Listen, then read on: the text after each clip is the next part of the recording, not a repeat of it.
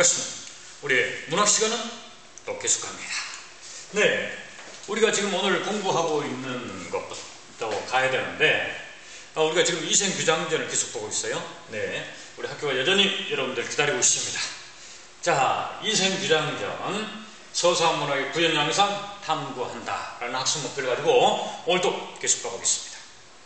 자, 금오신앙 이생규장전이 실려있는 책, 네, 이생규장전이 실려있는 책, 네, 금오신앙입니다. 여기에는 총 5편의 한문소설이 수록되어 있다. 그래서 우리나라 소설 문학을 확립하게 된 계기가 된 것이다. 그랬어요. 네, 그리고 중국 전기소설인 전등신화의 영향을 받았다. 네, 이 정도 알고 넘어가면 되겠어요. 자, 그 다음에 줄거리예요. 줄거리.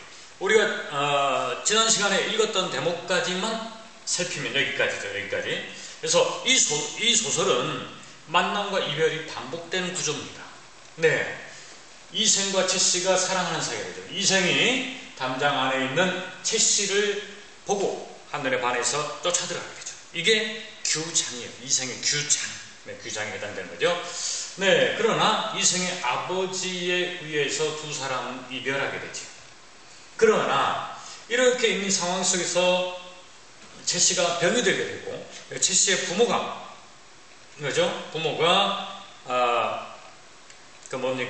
서로 인연을 맺게 해서 결혼을 시키죠. 결혼을 하게 됩니다. 결국은. 그래서 여기까지 만나고 이별 다시 만나고, 네, 그래서 결혼까지. 그러나 홍곤적의 난이 나타나서 난리, 네, 그럼으로 인해서 채씨가 죽어요. 그래서 또다시 이별. 네, 여기까지 우리가 지난 시간에 읽었습니다. 네, 이 시간에 또 이제 계속 우리가 읽어가면서 책의 내용을 살펴보도록 하겠습니다. 이생은 슬픈 마음을 억누를 길이 없어 작은 노각에 올라가서 눈물을 훔치며 길게 탄식할 뿐이었다. 네, 아내가 죽은 것 같아요. 그래서 자기 혼자 집에 돌아왔지만 쓸쓸합니다. 네, 그래서 눈물이 납니다. 네, 어느새 날이 저물었다. 그는 우두커니 홀로 앉아 지난 날을 가만히 떠올려 보았지만 모든 게 한바탕 꿈만 같아요. 행복했던 시절이, 채랑과 행복하게 부부로서 살았던 그 시간들이 꿈만 같다. 하룻밤의 꿈만 같았다. 일장춘몽. 일장춘몽 같았다. 이런 얘기. 이경쯤 되어 달빛이 희미한 빛을 도하며, 네, 이거 분위기예요, 분위기. 네, 이러한 분위기 속에서 시간도 일경, 이경 그런데 자식이 새벽 1시까지고 이경은 새벽 3시까지, 새벽녘에 1시부터 3시까지 달빛이 들보를 비추었다. 그런데 회랑 끝에서 웬 발소리가 들려왔다. 그 소리는 멀리부터 들려오더니 차츰 가까워졌다. 발소리가 이생 앞에 이르렀을 때 보니 누구였느냐? 채씨였다. 채씨가 나타났어요. 죽은 줄 알았던 채씨가. 이생은 그녀가 이미 죽은 줄 알고 있었지만 너무도 사랑하는 나머지 한치의 의심도 없이 물었다. 네, 그 정도로 이건 지금 뭘 얘기하냐면 여기에요. 지극한 사랑으로 삶과 죽음의 경계를 뛰어넘었다. 네, 전기성 얘기하는데 지극한 사랑. 네, 너무도 사랑하는 나머지 의심도 없이 물어요. 당신은 어디로 피난하여 목숨을 부지하였어? 당신은 어떻게 해서 다시 지금 오게 되었어? 하고 묻습니다. 네, 전기성이라고 하는 건 비현실적이라는 얘기예요. 죽은 사람 다시 살아났으니까. 그러니까 채씨의 환신이 온 거예요. 환신이. 채씨는 이생의 손을 잡고 한바탕 통곡하더니 그간의 사정을 이야기합니다. 네, 그간의 사정 얘기가 쭉 나와요. 네. 저는 본디 양가의 딸로서 어려서부터 어버이의 가르침을 받들어 수놓기와 바느질에 힘쓰고 시를 짓고 글씨를 쓰는 것과 인의 지시한테 유교 공부를 했다. 오로지 규문의 법도, 이건 여성이 갖춰야 할 그런 요건들을 알았을 뿐 어찌 집 밖의 일을 해야 될 수 있었겠습니까? 집 밖의 일, 어떤 정치라든지 어떤 집안 일처리라든지 이런 것들. 그런데 당신께서 붉은 살구꽃에 핀 담장 안을 한번 엿보신 후에, 그죠? 제가 스스로 푸른 바다에 구슬을 바쳤지요. 네, 이 말은 무슨 말? 서로 사랑을 했다. 네, 당신을 내가 받아들였다. 네, 이런 얘기가 돼요. 꽃 앞에서 한번 웃고는 평생의 은혜를 맺었고, 그래서 인연을 맺었다면 인연을 맺었고, 휘장 안에서 다시 만났을 때는 은정이 100년을 넘칠 것 같았지요. 이거는 결혼을 한 얘기를 이렇게 얘기했어요. 그러니까 100년을 넘칠 것 같다. 100년 동안 살 것 같았다. 100년 해로하다. 이런 얘기를 하잖아요. 말이 여기에 이르고 보니 슬프고 부끄러워 견딜 수가 없군요. 장차 평생을 함께 하려고 우리는 이렇게 결혼하고 살았었다. 그런데 뜻밖의 행액, 이건 누구야? 난이지만 난리. 홍건장이 난리를 만났어. 구덩이에 둥글게 될 줄 어찌 생각이나 했겠습니까? 구덩이에 둥글다는 얘기는 결국 자신이 죽는다는 얘기죠. 죽음을 당할 줄 어찌 생각이나 했겠습니까? 그러나 저는 끝까지 짐승 같은 놈에게 몸을 내맡기지 않고 스스로 진흙탕에 육신이 찢기는 길을 택했지요. 그러니까 몸을 더럽히다는 거야. 그렇지? 자기는 지조, 정조, 정조를 지켰다는 정조를 지켰습니다. 그건 천성이 저절로 그렇게 한 것이지 인정으로 차마 견딜 수 있는 일은 아니었습니다. 그러니까 천성으로 자기가 여자로서 어떤 지조를 지킨 것이지 인간으로서 할 것이 아니다. 왜? 죽음을 당하는데 죽음은 두렵잖아. 거기 그런 인성으로 인간의 마음으로는 할 수 없는 일이야. 이렇게 얘기하고 있어요. 자, 외부의 요인에 의해서 두 사람이 이별했다는 얘기를 지금 사전 얘기를 한 거예요. 여기 보면은. 자, 다음.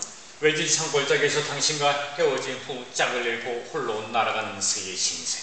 자기는 뭐였다? 짝을 잃고 홀로 날아가는 신세. 이제 이별이란 거예요. 이별. 결국 이별했다는 얘기지. 이 이별의 원인은 자기의 죽음이죠. 죽음. 너무나 한스럽다. 집도 없어지고 부모님은 돌아가셨으니 고단한 혼백조차 의지할 곳이 없었지만 저기는 귀중하고 목숨은 가벼우니 지조가 훨씬 더 중요하다는 크다. 무엇보다 목숨보다. 이렇게 얘기하고 있어요. 쇠단한 몸뚱이 일망정 치욕을 면한 것만으로도 다행이라고 생각했죠. 자기 몸을 더럽히지 않은 것만이라도 자기 정도를 지킨 것만이라도 다행이다. 이렇게 생각했죠. 하지만 누가 마디마디 끊어져 재처럼 식어버린 제 마음을 불쌍히 여겨 주겠습니까? 그저 조각조각 끊어진 썩은 창자만 애끓는 마음, 단장이라 그래. 단장. 이게 끊어지는 창자가 끊어지다.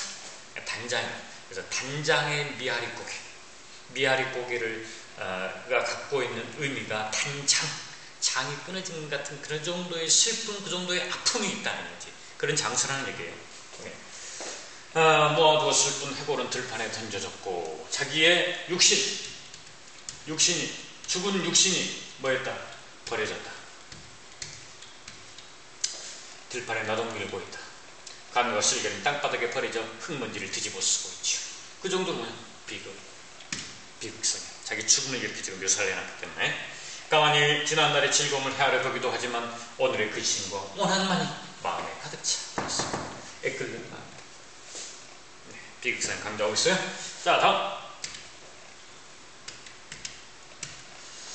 이제 취연이라고 하는 여자가 피리를 불어서 적막한 골짜기에 봄바람을 일으켰으니 그런 것처럼 저도 천녀의 혼이 이승으로 돌아왔듯이 이곳으로 돌아오렵니다. 이곳은 어디입니까?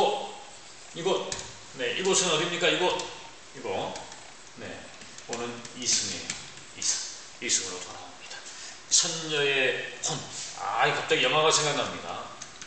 천녀 유혼이라고. 내가 여러분보다 조금 한두 살 더 많았을 때, 내가 고등학교 3학년, 대학교 갔을 때 정도, 천녀 유혼이라고 하는 영화가 나왔어요. 왕조연이, 장국영이, 왕조연이가 이 영화에서 떴던 걸로 내가 아는데, 홍콩 영화, 그때 당시에 홍콩 영화 아주 유행했거든. 천녀 귀신이 되어서 사람과 사랑을 맺는다라고 하는 그런 전기적인 내용을 담은 소설이에요. 아니요, 영화입니다. 영화. 그런 것처럼 귀신이 인간 세상으로 돌아왔던 것처럼 자기도 인간 세상에 넘어갔다는 거죠. 이곳으로 오겠다는 거예요. 옥내산에 12년 만에 만나자는 약속을 이미 단단히 맺었고, 옥내산에서 12년 만에 만나자는 약속을 단단히 맺었고, 치굴에서, 신선이 사는 곳입니다. 치굴에서 삼생의 향이 그 깊은 게 나오는 삼생, 이전의 세상, 그죠? 이승, 그 다음에 이승, 아니 저승, 이승 이런 것보다는 좀 지우고 다시 그겁니다. 삼생이라고 하는 것은 세 가지 생을 얘기해요. 그죠? 과거, 현재, 미래 이 생까지. 향이 그 깊은 겨 나오니 그동안 오래 떨어져 있던 정을 되살려 옛 맹세를 저버리지 않겠다고 약속하겠어. 옛 맹세, 둘이 만나서 뭐하자, 오랫동안 함께 살아가자 라고 했던 그 맹세 저버리지 않겠다고 지금 나는 약속한다. 이 말은 결국 무슨 말이냐면 함께 같이 살기를 청하는 거예요. 만약 당신이 아직도 옛 맹세를 잊지 않았다면 저는 끝까지 잘해보고 싶습니다. 당신과 끝까지 한번 살아보고 싶습니다. 이런 얘기죠. 당신도 허락하시지요? 이생은 기쁘고 감격하여 말했다. 그건 바로 내가 원하던 바요. 자, 이생도 좋아하는 거죠. 같이 살고 싶다는 얘기예요. 그 정도로 사랑한다는 얘기죠. 자, 또 넘어갑니다. 넘어가자.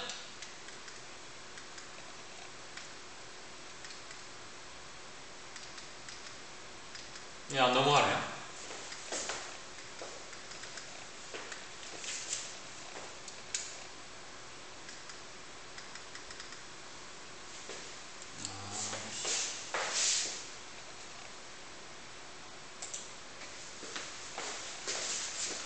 넘어가자.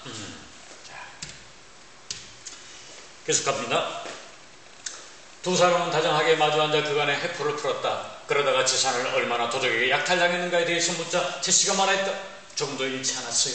아무산 아래 골짜기, 지금 재산에 대해서 얘기하네. 재산. 아무산 아무 골짜기에 묻어두었습니다. 이승이 물었습니다. 양가 부모님의 유해, 부모님의 시신은 어디 있어? 제시가 돼. 그냥 버려져 있는 상태랍니다.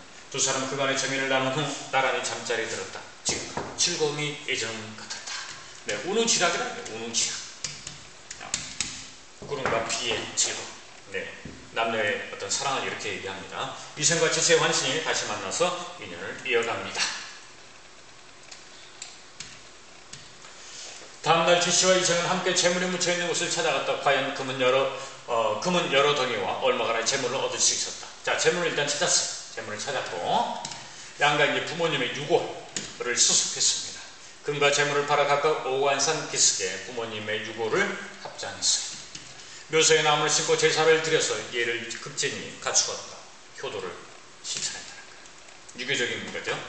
그뒤 이생은 벼슬을 구하지 않고 제시와 함께 살았습니다. 목숨을 구하고자 달아났던 종들도 다시 스스로 돌아왔다. 이생은 이때부터 인간사에 게을러져서 비록 친척이나 수님들의 귀일 흉사에 할애하고 조문해야 할 일이 있더라도 문을 걸어 잠그고 문 밖에 나가지 않았다.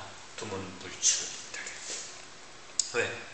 이제 채랑이 귀신으로 돌아왔잖아.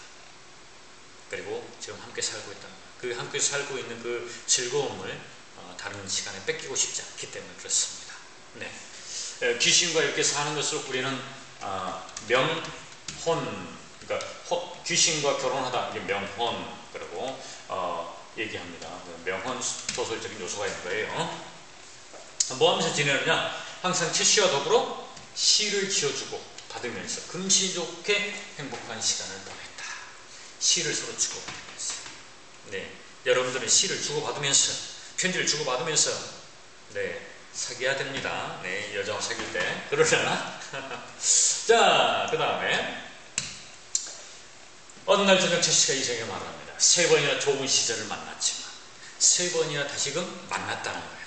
3번. 첫 번째, 그 다음 두 번째 결혼, 세 번째 다시 귀신이 되어서 만나.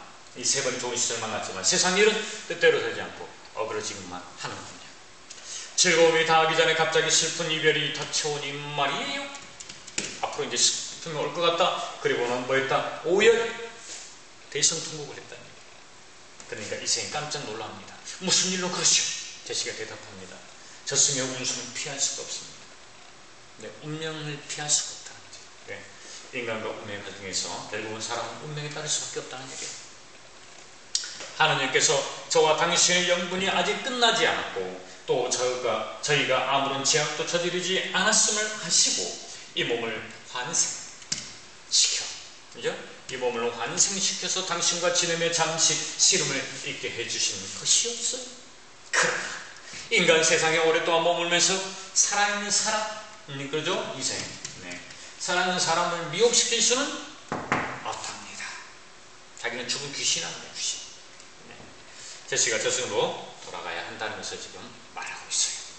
네. 저승에 돌아가야 될 처지고 그러한 운명에서 벗어날 수가 없다. 이렇게 얘기하고 있습니다.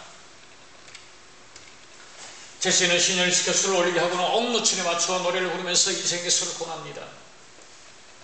창과 방패가 눈에 가득한 사운드, 홍번적인 그 상황을 얘기해요. 옥이 부서지고 꽃도 흩날리고 오낭도 짝을 잃은 것처럼 내가 죽었다. 자신의 죽음을 얘기합니다. 여기저기 흩어진 해골을 누가 묻어주랴. 자신의 시체가 들판에 뒹군다 그랬죠. 피에 젖어 떠도는 영혼 하승할 것이 없구나. 네, 자기는 떠도는 영혼이라는 거예요. 난리를 만나 죽음을 맞아 자신의 신세에 대한 서글픔을 얘기한 게 첫 번째. 자, 두 번째는 무산선녀가 고당에 한번 내려온 후에 깨졌던 거울이 거듭 갈라지니 마음만 쓰라리라. 자, 깨졌던 거울 내가 앞에서도 설명했습니다. 그죠? 자기네들이 만났다가 이별한 걸 뭐라 한다? 이별한 것을 거울이 깨졌다 이렇게 얘기해요. 이별. 그지? 깨졌다가 다시 결혼해서 만났다가 다시 죽었다가 다시 환생했어요. 환생했다가 다시 또 떠나야 된다. 저승세로 떠나야 된다. 거듭 갈라진다. 마음이 뭐하다? 쓰라리다. 자기 정서에. 이제 한번 이별하면 둘 사이 아득하니 하늘과 인간 사이에 초식마차 막히리라. 하늘, 저승. 자기는 저승에 가 있고 이생은 인간 세상에 있단 말이야. 이승에 있단 말이야. 그 사이가 아득할 것이다. 기약은 이별에 대한 안타까움. 그것을 얘기하고 있습니다. 그렇죠? 이렇게 노래 가사 어떻게 보면 또 시일 수도 있죠. 정서를 전달하고 있고 비극적 분위기를 고조시키고 있습니다. 제시는 한마디 노래를 부를 때마다 눈물을 삼키느라 곡조를 제대로 이어가지 못하였다. 이생도 슬픔을 겁잡지 못하고 말하였다. 이생이 얘기합니다. 이생. 내 차라리 당신과 함께 저 세상으로 갈지언정 어찌 무료히 홀로 살 수 있겠어. 나 차라리 당신과 함께 저 세상 가겠다. 당신을 그 정도 사랑한다. 지난번 난리를 겪은 후 친척과 종들이 뿔뿔이 흩어지고 돌아가신 부모님의 유해가 들판에 버려져 있을 때 당신이 아니었다면 누가 부모님을 묻어드렸어? 있겠어? 옛 성인이 말씀하시기를 어버이 살아계실 때는 예로서 섬기고 돌아가신 후에는 예로서 장사 지내야 한다고 했는데 이러한 것을 당신의 천성이 호성스럽고 인정이 두터웠기 때문에 이런 일, 그지? 이런 거 다 해낼 수가 있었다. 당신의 정성에 너무도 감격하지만 한편으로는 나 자신에 대한 부끄러움을 감출 수가 없어. 자기는 부끄럽다고요. 그러니까 자기의 아내 최랑의 어떤 인간성에 대해서 지금 칭찬하고 있습니다. 네, 그러면서 자기는 부끄럽다는 얘기예요.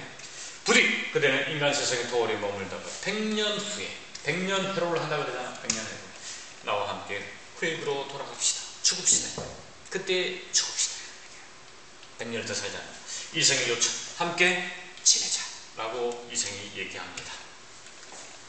제시가 대답합니다. 당신의 목숨은 아직도 한참 더 남아있지만 저는 이미 귀신의 명부에 이름이 실렸으니 이곳에 더 머무를 수 없답니다. 자기는 못한다. 이미 귀신의 명부에 있다. 만약 제가 굳이 인간 세상을 그리워하여 미련을 두어 운명의 복도를 어긴다면 단지 저에게만 죄가 미치는 것이 아니라 당신에게도 누를 끼치게 돼요. 그래서 저는 떠나야 해요. 이런 얘기예요. 자신을 희생한다. 그래서 이생의 안위를 지키고자 한다. 그 정도로 체랑이 이생을 사랑한다는 얘기입니다.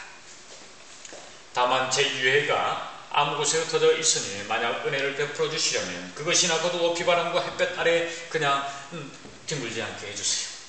두 사람은 서로 바라보며 눈물 맞추는 줄 흘렸다. 서방님, 부디 몸 건강하세요. 말을 마친 제시의 자취가 점차 희미해지더니 마침내 흔적도 없이 사라져버립니다.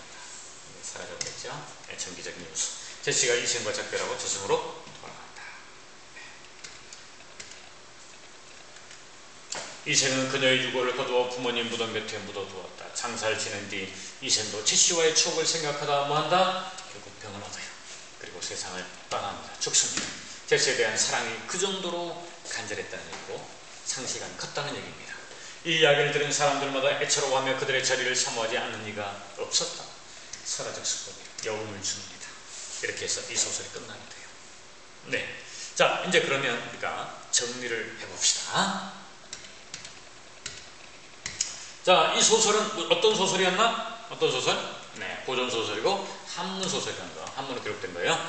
자, 그 다음에 성격 정기적이고 비극적이다. 비현실적 요소가 있다고 그랬어요. 죽음을 초월한 남녀 간의 사랑이고 비현실적이고 신비로운 내용을 다뤘습니다. 작품으로 시를 삽입했죠. 네, 시를 중간에 삽입했어요. 인물의 심리를 효과적으로 전달했다. 자, 어떤 내용을 이제 또 살펴봅시다. 정리합니다. 전반부의 내용은 이생과 제시가 만나서 사랑을 합니다. 행복했죠? 부모의 반대로 이별했어요. 그래서 뭐예요? 불행해요. 또다시 뭐 합니까? 반대를 극복하고 결혼합니다. 만납니다. 만났어요. 사랑해요. 그러다가 이별해요. 다시 결혼해요. 네, 전개 투 행복. 네, 후반부 다시 뭐 있어? 난리가 났지. 홍건적인 나눔에서 제시가 죽어요. 그렇죠? 역시 불행해요. 그러다가 또 어떻게 됐어요? 사랑의 이생과 죽은 제시가 죄를 합니다. 그러죠? 그래서 다시 행복합니다. 그러다가 뭐예요? 제시가 다시 돌아가죠? 영원한 이별을 합니다. 네, 그래서 이렇게 만남과 이별이 반복되는 구조로 되어 있다. 자, 이제 이생과 제시의 인물의 성격을 좀 비교해 봅시다. 이생이 훨씬 좀 소극적이죠. 네, 제시는 적극적입니다. 소극적으로 유학하고 제시는 적극적으로 강인합니다. 네, 부모의 뜻에 따라서 영남 그냥 했어요. 제시한테 아무 말도 못하고. 네, 도적에게 달아났습니다. 네, 제시 부모에게 자기 입장을 밝히고 도움을 요청했어요. 또 목숨을 바쳐 절개를 지킬 정도로 용감했죠. 네. 자, 그 다음에 작가의 가치관. 네, 이생에 대한 제시의 영원한 사랑. 이건 이제 뭘로 비유적으로도 우리가 어떻게 생각해 볼 수 있느냐? 작가의 현실과 연관지어 볼 때, 네, 단종에 대한 충성이다.